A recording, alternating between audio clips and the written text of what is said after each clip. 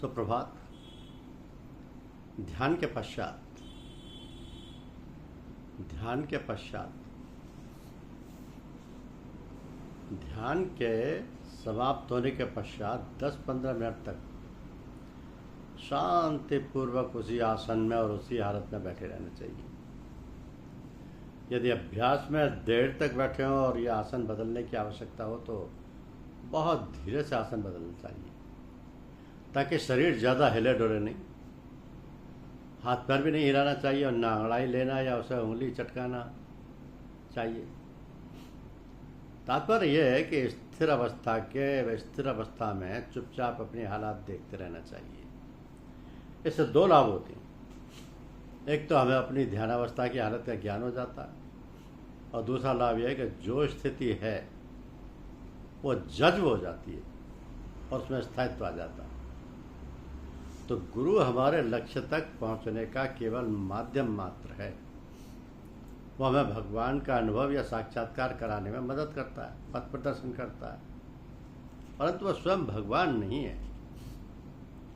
तो जो लोग सत्संग में सम्मिलित होते हैं उनमें बहुत कम ऐसे लोग होते हैं जो आध्यात्मिक साधन यानी पूजा के लक्ष्य को लेकर आते हैं।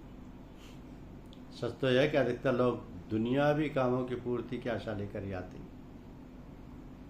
तो जो लोग दुनियावी कामों की आशा लेकर आते हैं वो साधना के क्षेत्र में घिसटते रहते हैं, परंतु थोड़े ही लोग ऐसे हैं जो भगवत प्राप्ति की इच्छा लेकर आते हैं। तो जो लोग भगवत प्राप्ति की इच्छा लेकर ही आते हैं उनकी उन्नति में अवरोध कम आते हैं। कुछ लोग तो दूसरों को देखकर ही उसमें सम्मिलित हो जाते हैं, जिन्हें भेड़ चाल की संज्ञा दी जा सकती है, जिनका कोई उद्देश्य नहीं होता। तो देखने में ऐसा लगता है कि सबका लक्ष्य अलग अलग है, परंतु सही अर्थों में हम सबका लक्ष्य एक ही है, और वो है ईश्वर की प्राप्ति करना। अब क्योंकि हमारी 5 ज्ञानेंद्रियां हैं, जिनमें से प्रत्येक का प्रयोग हम आनंद प्राप्त करने के लिए करते हैं, उन्हीं के द्वारा हम आनंद का अनुभव करते हैं। उदाहरणार्थ हम स्वादेंद्रियों को हिले, कोई मांस खाता है, कोई शराब पीता है, कोई मिठाई खाता है। क्यों? इसलिए कि ये उसे अच्छी लगती है। और तो हम इस नतीजे पर पहुंचते हैं कि उद्देश्य केवल अच्छा लगना है।